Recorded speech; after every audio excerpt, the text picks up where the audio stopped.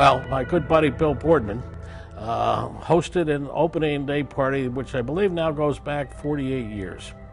And at that time, there was a barn, actually, that Billy sequestered from NYRA, a NYRA-owned barn, and it must not have been important to NYRA because every year, Billy would sequester that barn, and it would be the site of our opening day party.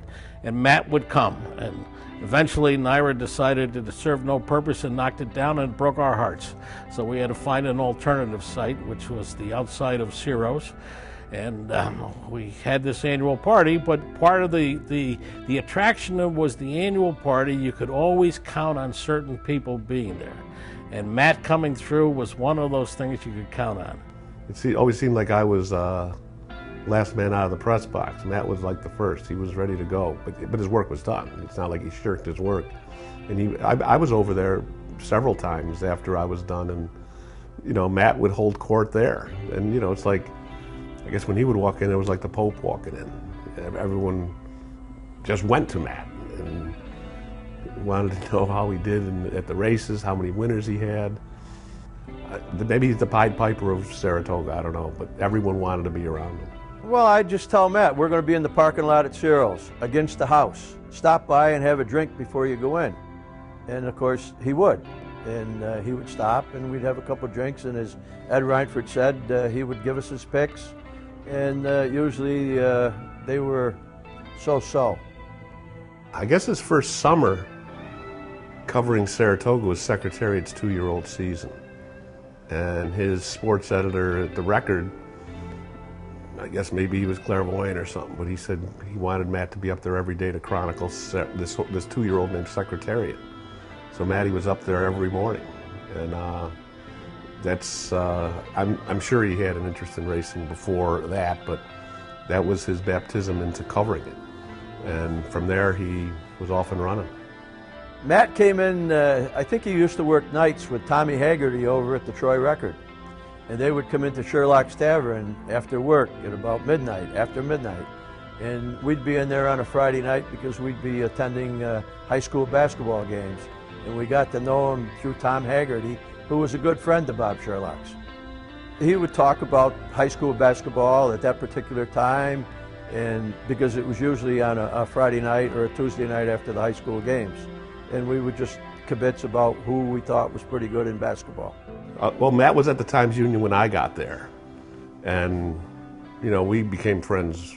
We knew each other a little bit before, you know, just in travels and covering different things. But I met Matt when I first got to the paper, and I was the second guy behind Matt for several years. And you know, we were at Saratoga together for, gosh, probably from '86 until he retired in 2005.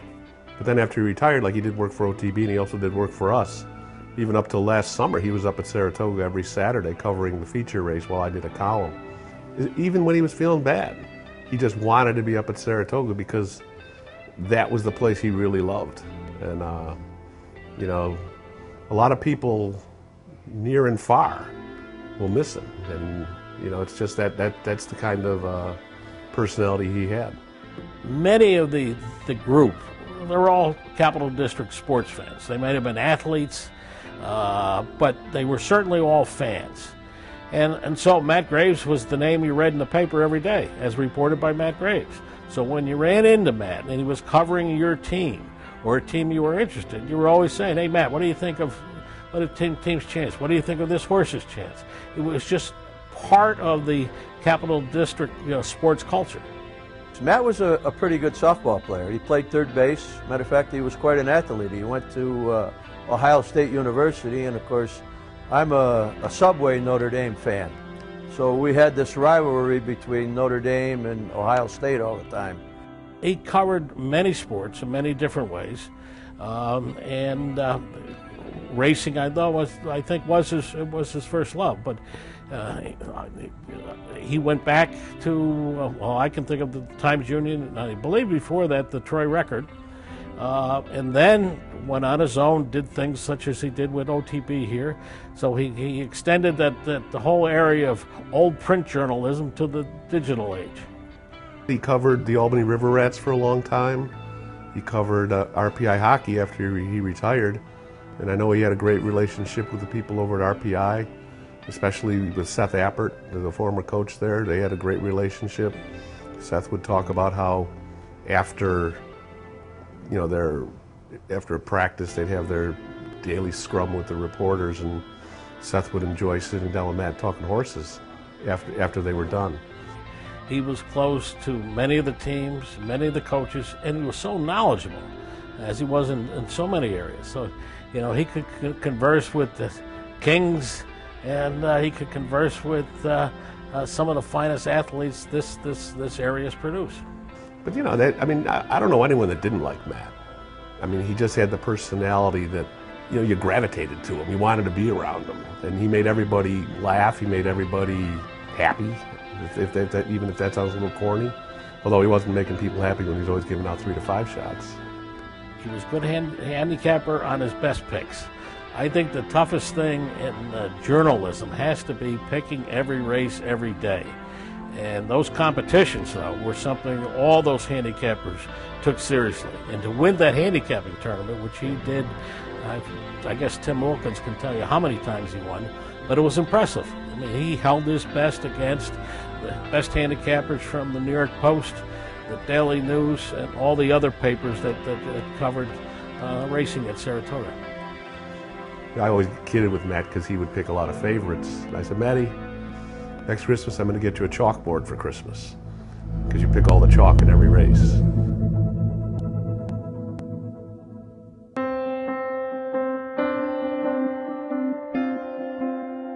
I can tell you a story about the handicapping contest up at Saratoga, which all the handicappers from all the different papers.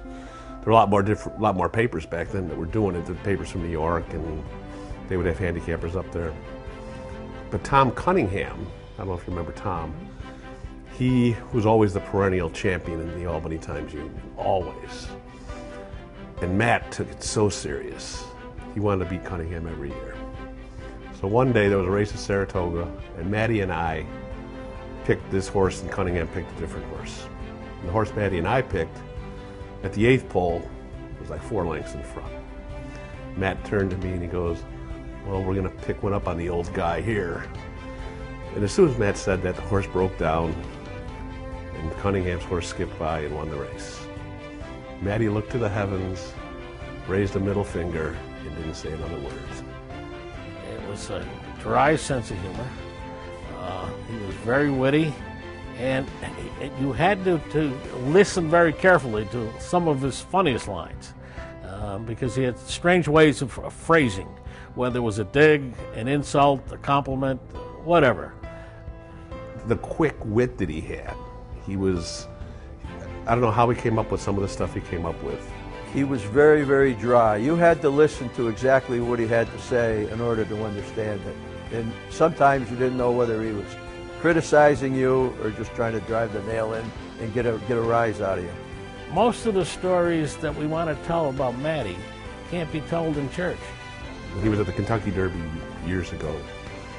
There was a horse from Argentina named Mr. Frisky, who was supposed to be all the rage going into the Kentucky Derby. He was the horse. Matty went out to the barn one day, and it was a stormy morning at Churchill Downs. And as the story goes, Matt says he got hit by lightning. And he comes back to the office and he's telling me, so I said, what do you mean you got hit by lightning? Because I was standing there with my umbrella, flash of lightning. I looked down at my fingers and they were darkened. So he got hit, he was grounded because of his shoes. So all the people around the barn were saying, get away from the horse, get away from the horse, you're bad luck, bad luck. So Matt comes back to the office and he's telling the story to everyone in the office. And one of the sports clerks we had in there said, gee, Matt, when you got hit by lightning, did anything cosmic happen to you? And Matt, not missing a beat, said, yeah. It's like I got vaulted into the future and I saw yours and it ain't too bright. That was Matt. I mean, he was so quick, so quick. Well, Matt Graves has been such a fixture in this Capital District for so many decades. My first contact with Matt, I think, goes back over 40 years ago at opening day parties up at Saratoga. And Matt obviously was then still doing, I think, his first love, which was handicapping horse racing. And he would always stop by the events we were at and give us his picks and give us his digs. But his role in the Capital District went so far beyond that. You know, he was a legendary sports writer, covering so many areas, whether it was hockey, which I guess would be his second love, to high school sports, to whatever the sports editor assigned him. And he was a tenacious sports writer.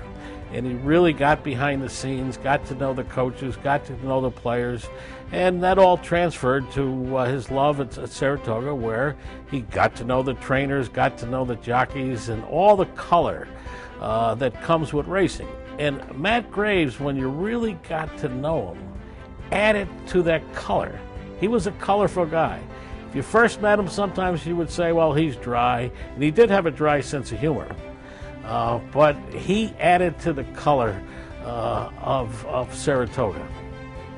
Some people in the press box called us the Abbott and Costello of Saratoga. Of course, Matt would always say that he would be the straight man. I said, no, you're the one that makes everybody laugh.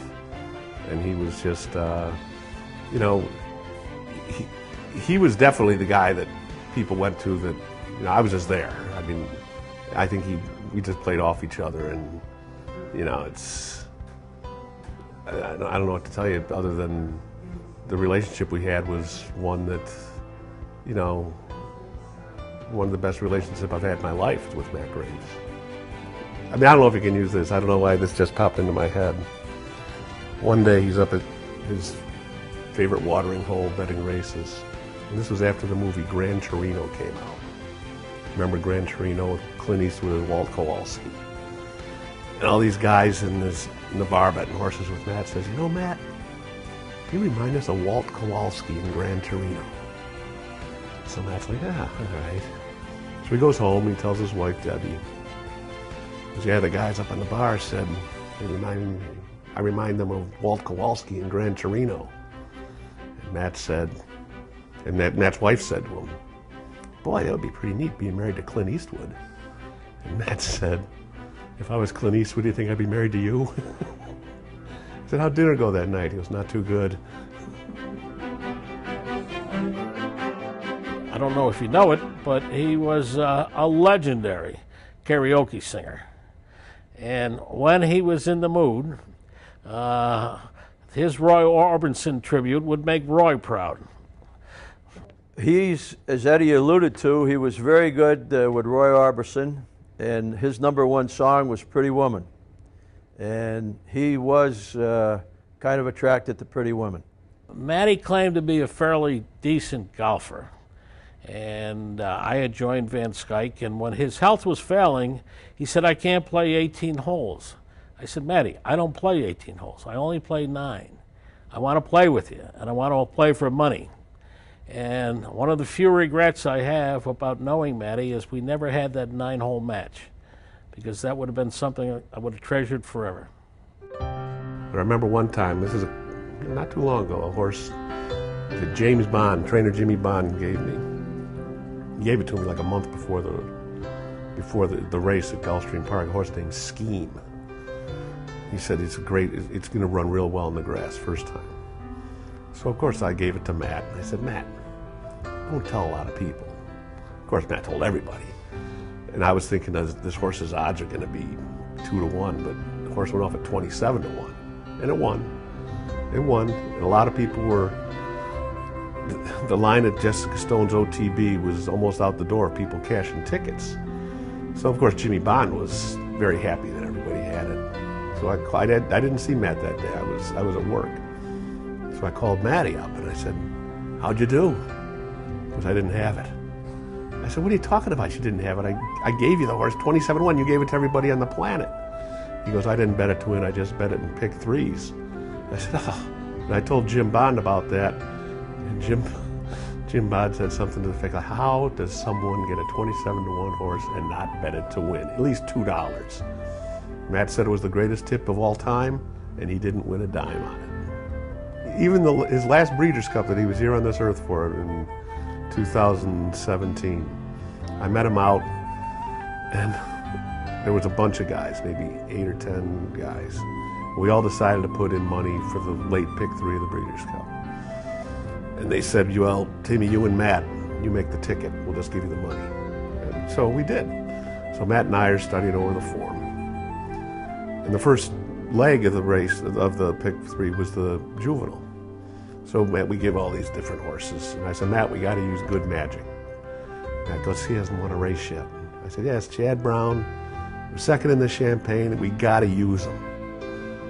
So Matt says, no, we're not using him. I said, all right, we lose, it's on you. So of course, Good Magic won the juvenile. And all these guys are saying, are we still alive in the pick 3? In the pick 3? Matt goes, no, Wilkin didn't want to use Good Magic. I said, okay, Matty, thank you very much for that. So he threw me under the bus, even though I was the one that told him we should use that one.